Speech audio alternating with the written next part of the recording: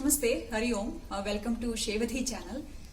Today is a special day for us at Shevadhi channel because we are introducing Yoga Exponent, Shri Padmanabhan Sir, and who has been practicing yoga for quite a bit now. And believe it or not, he is 80 plus years young, and he is such a source of inspiration to us. And Shevadhi's team member Ramakrishnan Subramaniam is going to be talking to him about his yoga journey and what actually inspired him to get on the path of yoga. And I'm sure this is going to inspire everybody out there. And what I would like to just mention is many of us think that what is yoga, right? We are doing some aerobics, or we are doing gymming. So that is physical exercise, and yoga is also like that, right? So we just equate yoga with physical exercise because we just know the asana aspect of yoga.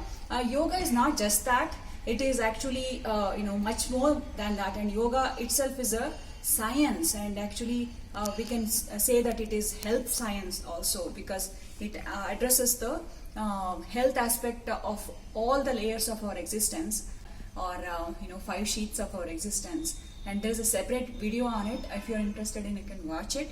And Shri Padmanabhan Sir has beautifully explained in his interview how yoga actually helps in maintaining the health aspect of our mental sheet, and also the how it changes the perspective of our life altogether.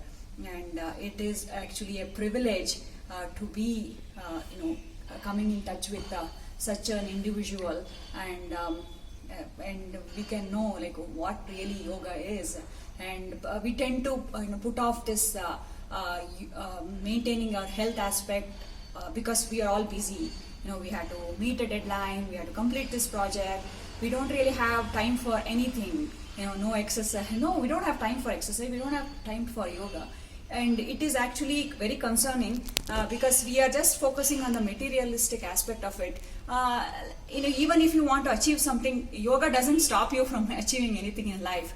In fact, it says do your karma or do your work. But when you're doing it, at the same time, do it with a healthy mind and healthy body, right? At least, even if you want to enjoy whatever you have achieved in life, you need to have a healthy body and healthy mind, right? At least for that, we had to have a, maintain our body and mind in a good state. So at least for that, we have to take up some form of exercise and some form of,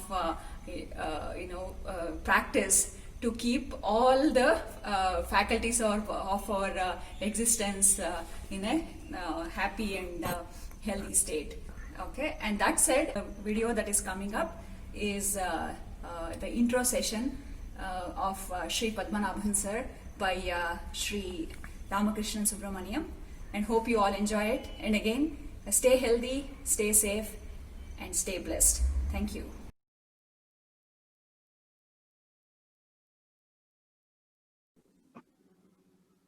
Hari Om, and welcome to the Shevadhi channel. It gives me great pleasure to introduce Shri Padmanabhan, a dear friend of mine, a yoga follower who used to attend my yoga sessions. He is also a very inspirational yoga teacher living in Bangalore and has been practicing yoga for several years now.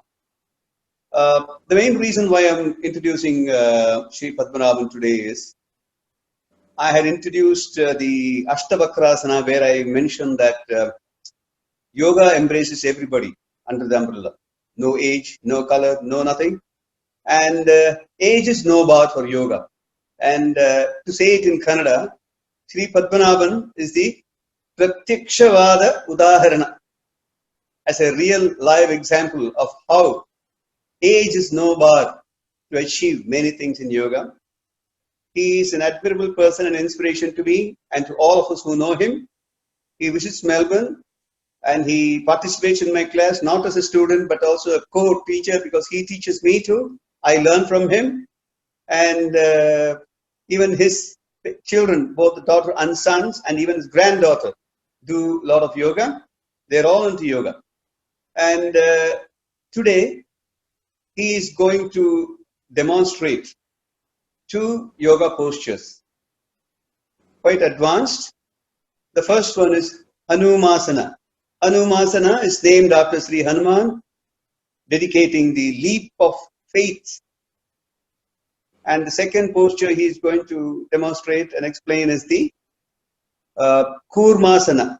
Kurmasana, while we all observe the physical benefits out of it, the spiritual and the more profound impact of Kurmasana is the withdrawal. The 5th arm of Kurmasana, the Ashtanga Yoga, is Pratyahara, withdrawal. So that is what it symbolizes. Now, I welcome Shri Padmanabhan to talk about himself first, and then he will describe the 2 asanas which he did very, very easily and so flexibly. Shri Padmanabhan Sir, please go ahead. Welcome. Thank you, Ramji, for a very wonderful and warm welcome to me. Let me start my yoga journey. I am a late starter. I started at the age of 50 with Dhirendra Brahmachari. See, Dhirendra Brahmachari is what Baba Ramdev is here today. He was the first to come on TV in the 80s, 82, 83, every Sunday, 12 to 1, and speak 1 hour about yoga. The first time I got introduced about yoga. So I went to his ashram in 1987 and did not directly from him, from his students, I learned yoga. And then actually what happened was there was quite a big gap before I started doing on a regular basis. And also today I'm a super senior citizen, 80 plus, great grandfather also. And I enjoy doing yoga. As I told you, being a late starter had a big advantage. Because when I started doing yoga with my students, all of them were much younger. So I could spend my time with younger people, which is a great thing for an old man, to be surrounded by younger people. Normally, nobody has time for an old man in these busy days. So that is one thing I really value, and I'm quite happy for my late start. But then, after 87, for about 12, 13 years, I was busy with my trekking. I don't know whether you know about it.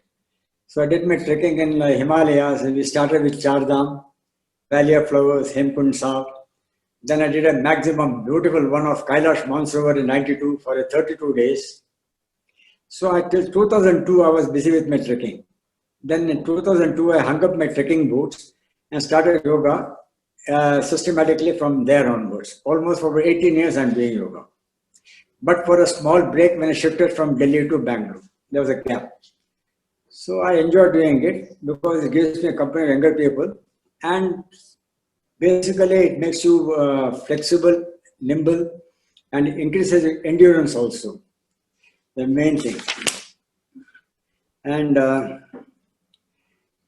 apart from these benefits, it also helps you in what I find most is that I'm at peace with myself, which is a great thing to have.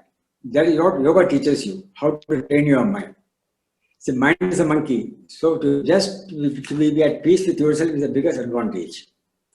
I did 2 asanas, Hanumasana and Kurmasana. As you very rightly said, Hanuman is a great bhakta of Sri Ram, and it's an act of supplication. But before I say anything, let me honestly admit that both the asanas are far from perfect, and I'm still working on it. I have to keep improving. So I know my shortfalls, but then I did the best what I could do under the circumstances. Oh, you are wonderful. You are wonderful. No, it's a fact. No, Hanumasana actually basically what it does is it tones your leg muscles, your quadriceps, your hamstring, your calf muscle. It's also a cure for sciatica, and is highly recommended for runners and particularly sprinters, because you can take a long step. So it is ideal for some. If you have seen Usain Bolt, it is always when you take steps like this for when he runs 100 meters. So ideally recommended for them. And before I say about yoga, if you see, the definition of yoga is given in chapter 2, verse 48 of BhagavadGita. It says, Yogastha kuru karmani sangam tektva dhananjaya siddha siddhayo samo bhutva samatvam yoga yuchyate. What it means is, perform your work equipoised, abandoning all attachment to success and failure. Such equanimity is called yoga. Beautiful. Beautiful. That is 248, that is it. So that is what yoga is supposed to be, because you must take pleasure and pain, all the dualities, happiness, sorrow, joy, profit, loss, anything. They all come in pairs. You must treat them equally. And Kurmasana, also again, there's reference in BhagavadGita 2.58. He says, just as a man should be able to withdraw his senses from sense objects the same way as a tortoise withdraws his limbs from the shell, such a person is firmly fixed in perfect consciousness. Sthita prajna, it comes to the definition of 55 to 58 in chapter 2 of BhagavadGita. So what this does is, as very rightly said, it's a preparation for pratyahara. It trains you how to train your mind. In fact, the most difficult thing in Ashtanga Yoga is from 5, 6, 7, 8. Pratyahara, Dharana, Dhyana and Samadhi. The first 4 are comparatively easy. Though you must do that before you go to number 5. The main advantages of this is it tones up your spine, activates all the abdominal organs, and it keeps you energetic and healthy. And another great benefit is it makes you feel refreshed. When you do this Kurmasana, it gives the same benefit as if you feel fresh, as if you're woken up from a long undisturbed sleep. There's a big advantage of that. It also soothes the brain, the nerves of the brain. So I've been doing this, and I sort of have a class here. Actually, I call myself a time pass yoga teacher, that's all.